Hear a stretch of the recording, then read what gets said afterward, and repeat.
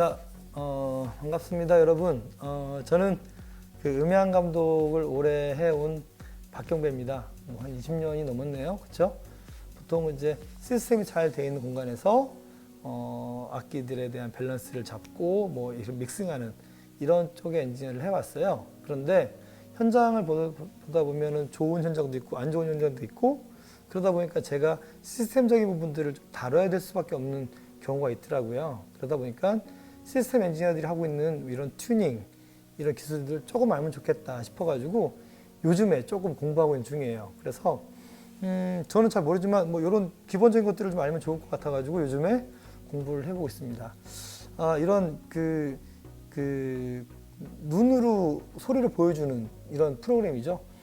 과거보다 엄청나게 이런 기술들이 좋아져가지고 이런 프로그램을 다룰 수 있으면 너무 좋겠다 해서 스마트한 프로그램을 중심으로 해서 필요한 장비가 뭐가 있을까, 또 이걸 왜 쓸까, 이런 얘기를 한번 해보도록 하겠습니다. 사실은 이제 소리를 어떻게 듣죠? 귀로 들으니까 귀가 열려야 돼요.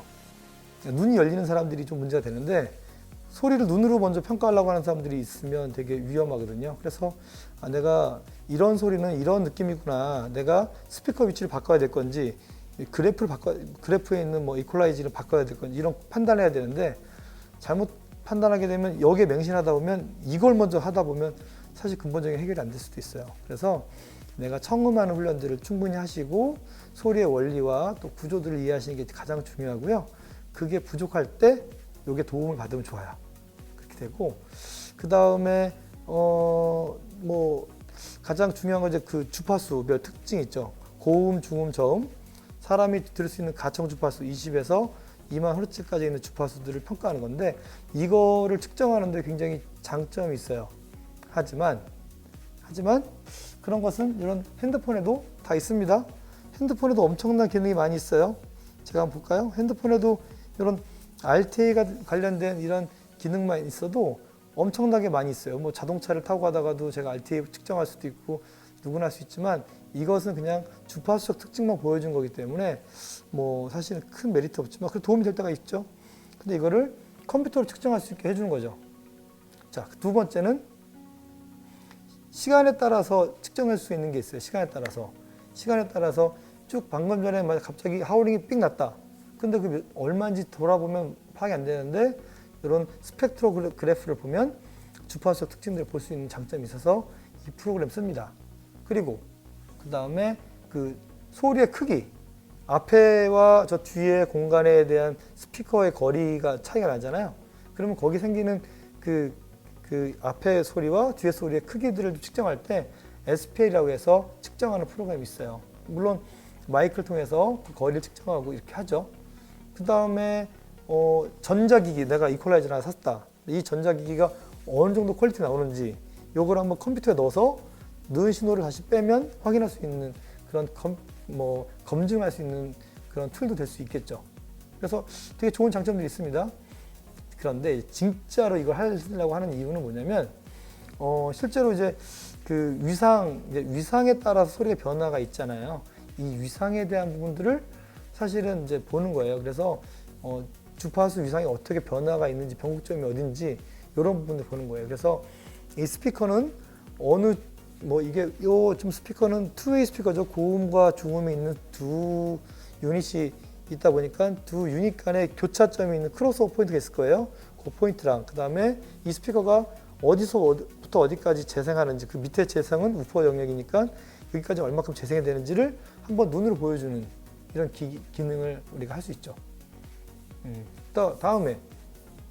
그 다음에는 이제 그 앞에 스피커랑 보조 스피커를 또 설치했을 때 그 앞에 스피커와 뒤에 스피커의 거리에 따르는 딜레이 지연이 있을 거 아니에요. 그 부분들을 컴퓨터로 측정할 수 있어요.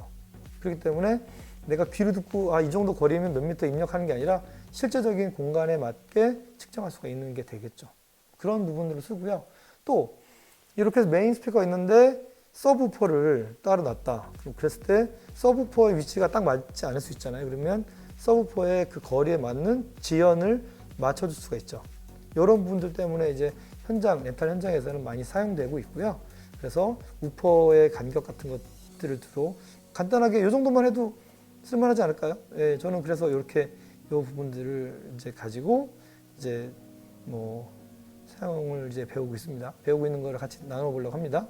자, 일단은 요거를 사용하려면 뭐가 필요할까? 일단은 뭐 컴퓨터가 필요하겠죠. 뭐 물론 뭐 좋은 데스크톱도 필요하겠지만 주로 노트북을 쓰는 이유가 휴대가 편리하고 이동이 많이 필요하기 때문에 노트북이 필요하고요. 뭐 맥이나 아니면 일반 노트북이나 뭐 크게 상관없는 것 같아요.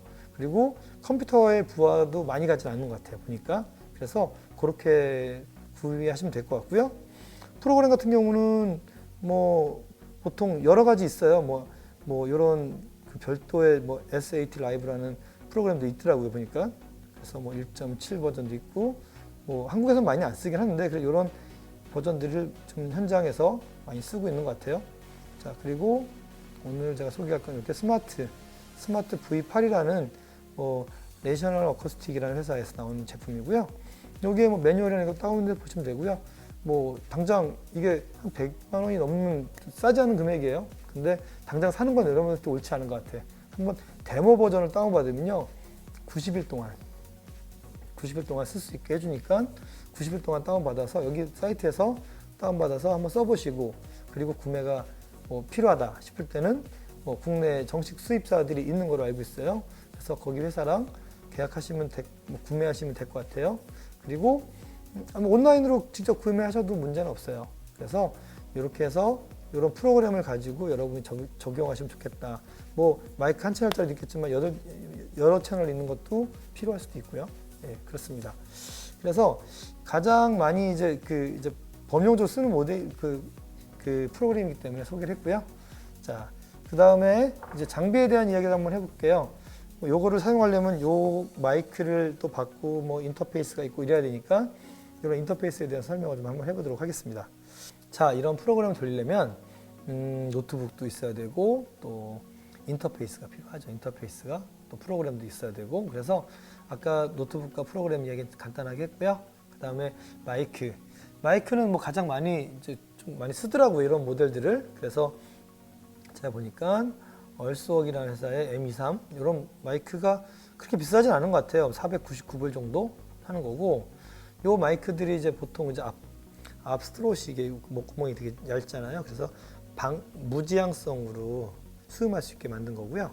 뭐 이게 비싸다면 이런 베링거에서 나온 제품도 있어요. 굉장히 저렴하고 괜찮아요. 예, 뭐 금액 따라서 편차가 약간 있지만 그래도 예, 많이 쓰는 모델 중 하나니까 입문할 때는 이것도 훌륭하지 않을까 싶어요. 예, 다만 이런 제품들 쓸 때 뭐 이 모델도 있고 또 뭐 여러 가지 뭐 EMX 7150 이런 모델도 많이 쓰긴 하더라고요. 뭐 마이크는 여러 종류 있으니까 여러분들이 여러분 상황과 실력과 환경에 따라서 조정해 사용하시면 될 것 같아요. 그래서 마이크를 쓰시면 좋을 것 같고 다만 좀 좋은 마이크들은 이 마이크 안에 캘리브레이션 파일들을 그 사이트에서 제공을 해요. 그거를 받아서 스마트 적용시켜서 하시면 더 좋을 것 같습니다. 자, 그 다음에 이제 그 캘리브레이터라는 부분들이 있는데요. 캘리브레이터는 이런 거예요. 이렇게 실제로 이제 고정 주파수 보통 이제 우리가 SPL을 측정할 때 물론 우리도 쓰지만 주로 산업 현장에서 측정할 때 많이 쓰는 모델인데요. 이런 거는 뭐 제가 봤을 때는 비용도 얘도 그렇게 비싸진 않더라고요. 112불 정도? 뭐 그러니까 생각보다 부담되는 건 아닌 것 같아요. 그죠? 그리고 여기 IC942 뭐 클래스 1 등급이라고 하는데 보통 94dB 정도의 음압을 마이크 측정해서 다시 또 입력해서 맞춰주고 그 다음에 전격된 규격으로 소리를 맞춰주는 거예요.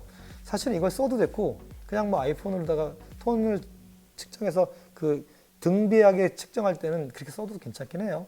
그래서 너무 이렇게 장비에 너무 맹신하지 않아도 좋겠다는 생각이 들어서 얘기한 거고요. 그 다음에 뭐 저가 이런 것도 있더라고요. 보니까 검색해 보니까 있는데 얘네들은 보니까 조금 한 단계 아래 같아. 클래스 2인 것 같고 아까는 클래스 1 등급인 것 같고요. 뭐 그건 뭐 여러분 구매하는 거에 따라 다르니까 이게 더 비싸요. 근데 그런 것도 있고 그래서 이렇게 여러분들이 여러 회사의 캘리브레이터가 있기 때문에 참고로 구매하시면 되지 않을까 싶습니다. 꼭 구매 안 하셔도 됩니다. 굳이 저도 잘 구매 안 했어요. 예. 자, 그 다음에 이제 요렇게 이제 쓰는데 주로 이제 요거를 다 받아서 제어할 수 있는 게 오디오 인터페이스죠. 예. 이런 인터페이스 같은 경우는 실제로 마이크 2개 받고 출력되는데 이렇게 간단하고 가볍고 편리해서 저는 이런 거 쓰고 있거든요. 근데 더 채널이 많이 여러 개 측정할 때 한 번에 쓰려면은 더 채널 많은 것 4채널짜리도 괜찮고 그 이상도 괜찮고 요거는 오디오 인터페이스 같은 경우는 사실은 일반적인 사람들은 이 소리를 마이크 소리를 받아서 좋은 음질을 내려고 노트북으로 하는데 음질의 퀄리티를 많이 따질 거예요. 그렇죠? 좋은 것도 있어요. 이런 것들도 있고. 예, 그런데 이런 것도 있지만 중요한 거는 사실은 이제 얘가 가지고 있는 장점들이 여러 가지 있지만 이 제품들에서 특성들이 있거든요. 주파수 특성이라든가 이런 매그네티드 특성이 되게 중요하니까 그걸 참고해서 보시면 좋을 것 같고 이런 거 있잖아요. 베링거 요즘 나오는 모델인데 이런 그냥 믹서를 써도 무방합니다. 그래서 저는 그냥 이렇게 그냥 간단하게 이렇게 한번 구성해서 제가 필요한 것들 한번 측정해보고 사용하고 있어요.